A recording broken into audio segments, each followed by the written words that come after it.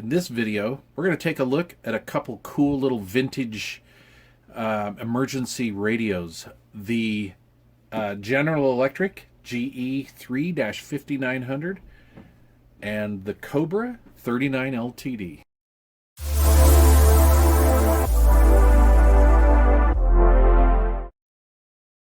Okay, so the first rig we're going to look at in this video is the GE 3-5900 Help Emergency Citizens Band Kit. And this comes with the radio, the full performance magnetic mount antenna, cigarette lighter plug, and of course the rugged carrying case. So, you know, back in the days when these kits were out, I was pretty heavy into CB, but I was, you know, more in the higher end scale of things as far as using, you know, base stations and beam antennas and ground planes and stuff. So whenever I saw these, I never really even, you know, thought twice about these and what kind of a purpose they would serve. But after seeing these over many years at yard sales and stuff, I decided to pick up a couple of them, and I own actually three of these that I know of. Anyway, I probably have more, but anyway, it was a pretty handy device. And about 2 months ago, moving from Washington State to Utah State, we used a pair of these, and at the end of the video here, I'll put a link up in the corner to take a look at that video. But we actually use these in real world use, and I'm pretty impressed with them actually. And I'm going to start with the GE because I could not find much information on this radio. I do know that they were produced from about 1980 to 81, somewhere in that time frame. I did see a Sharper Image ad on the interweb a long time ago, and they retailed for about $99. And it's kind of a neat thing, you know. The kit's all in one here in the really rugged heavy-duty plastic case, and you could throw these behind the back seat of your truck, or you know, in the trunk of your car or whatever. And yeah, they were pretty cool. That was interesting. So anyway, we'll start with the antenna. So we've got a magnetic mount antenna here, and it's a telescopic whip. And I haven't measured that whip, but I'm going to say that goes around 3 feet or so. So I'll measure that and put it in the description box down below. And enough coax to get inside the vehicle. And we have the cigarette lighter plug. And that's kind of neat. And then, of course, we have the radio itself. And, oh, here's the nameplate for that, so we'll have to put that, we'll have to get that back on. But yeah, so we have volume, and then we have like an RF gain, the receiving range, local distance, and then because these are full 40 channels, we have the channel indicator here, and then a S unit meter that works in receive, and then when you transmit, it gives you X amount of bars to show that you're in transmit mode and that you're putting out power. We have the push to talk button here. Neat little condenser microphone, and these actually do sound pretty good. And then, of course, the speaker. And these worked out really well. They're really thought out. Any sort of a date code on the back here. Not that I can make out, unfortunately. Just General Electric Citizens Band model number 3-5900A is an alpha. Okay. And yeah, pretty neat.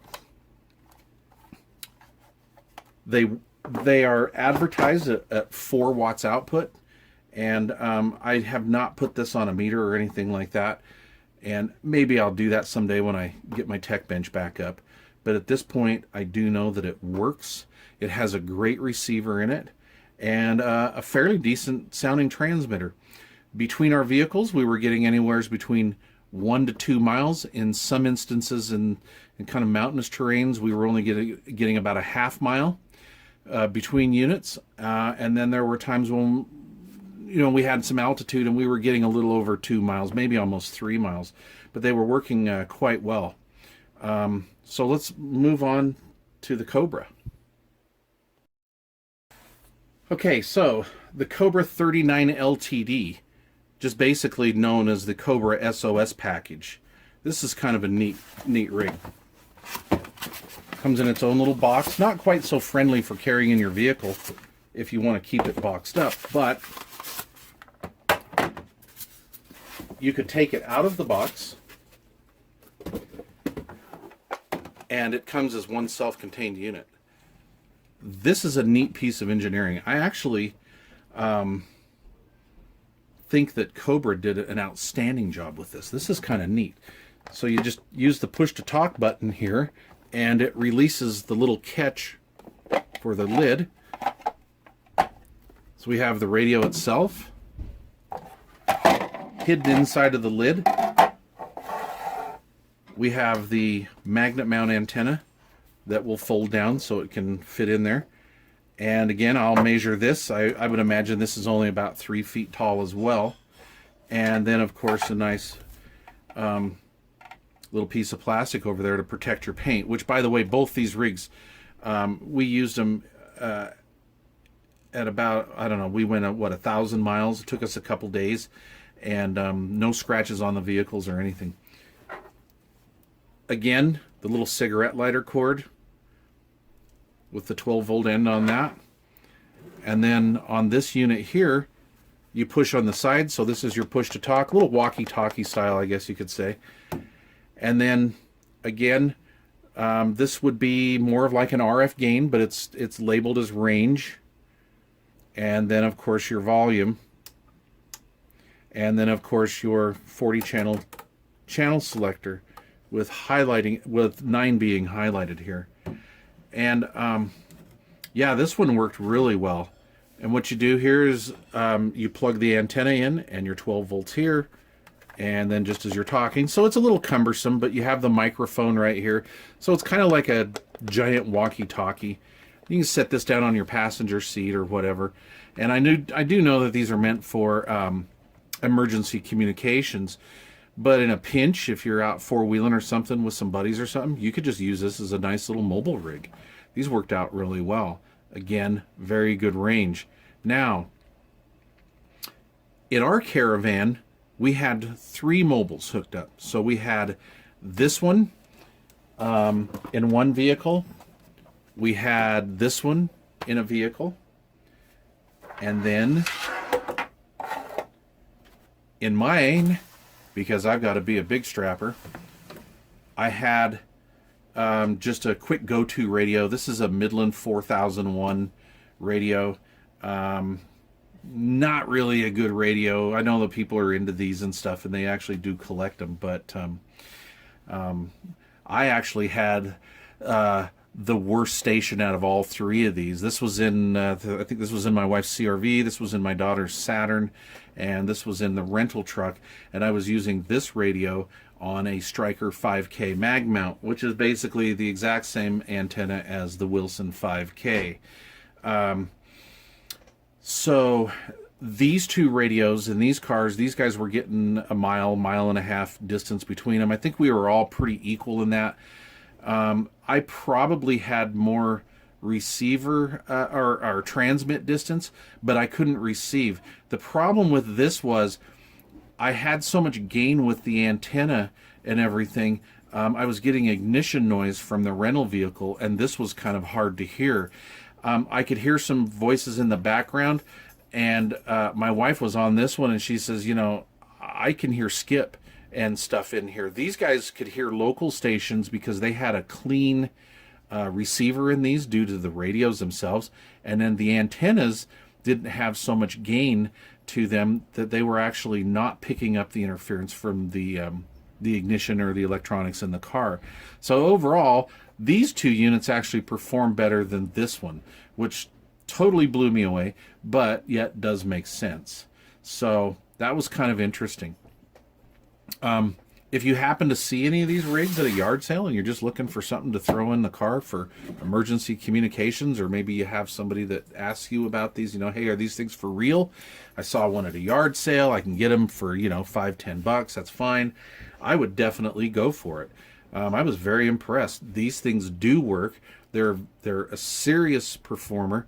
They're not a toy like I thought they were back in the day. So I was totally schooled on these things. Like I said, I could not get much information on the GE, but on the Cobra 39 LTD, these are pretty cool. So yes, both these radios are rated at a 4-watt output, yada, yada, yada, but that was about as far as I could go with the GE. But with the Cobra, you can actually find out a lot about these. These are rated at 4 watts output.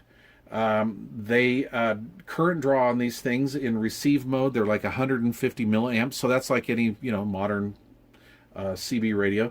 In transmit mode, at full RF output and audio, they're rated at an amp and a half current drain. That's not too bad at all. The finals in here, so like the pre-driver is a 2SC 1957, and the final output IC in here is a 2SC 1306, which I thought was pretty cool. Also, they're using a 7205 audio IC, which is pretty killer. VR1 adjusts the modulation, so you can kick these up a little bit. This is also a condenser type microphone as well.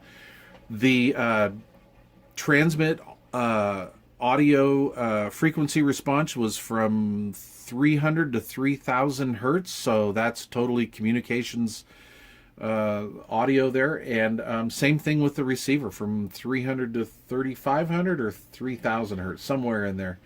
And this is low level class B amplitude modulation.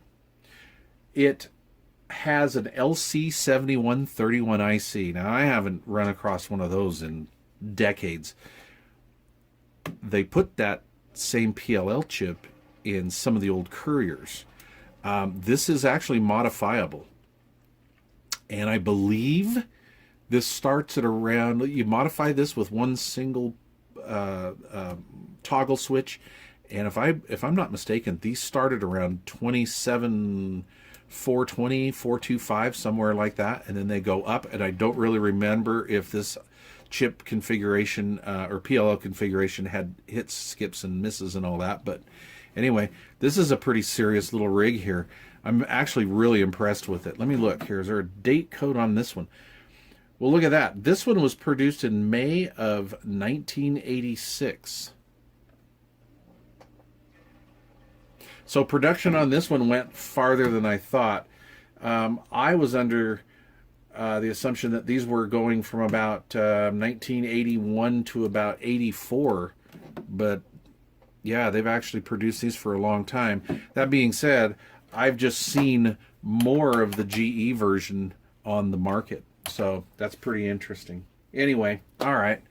I just wanted to go back and revisit these two before I put them away in storage for another 10 years, and just let you know that these are not a joke. They're kind of fun to play around with. These would actually make a great little impromptu base station or something like this, or maybe even a little base camp rig like in your RV or something, you know. That would work really well. So anyway, all right, guys, thanks for watching. Please leave comments down below.